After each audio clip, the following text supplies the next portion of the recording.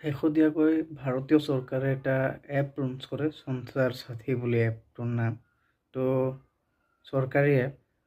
চৰকাৰে প্ৰথমতে এইটো ঘোষণা কৰে যে সকলো কোম্পানীয়ে এইটো এপ মানে সকলো মোবাইলতে প্ৰি ইনষ্টল কৰি দিব লাগিব। মোবাইল বিক্ৰী হোৱাৰ আগতে কোম্পানীৰ ফালৰ পৰা ইনষ্টল কৰি দিব লাগিব।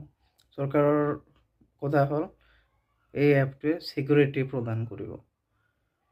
কিন্তু এই এপটোৰ আচল উদ্দেশ্য হ'ল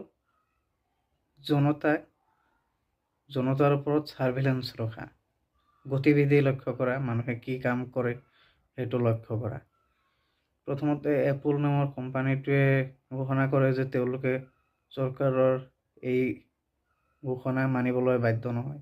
পিছত পাব্লিক আউটৰেজৰ ফলত চৰকাৰে কয় যে এই এপ ৰখাটো বাধ্যতামূলক নহয়, আপোনালোকে ইচ্ছা কৰিলে আনইনষ্টল কৰিও দিব পাৰে।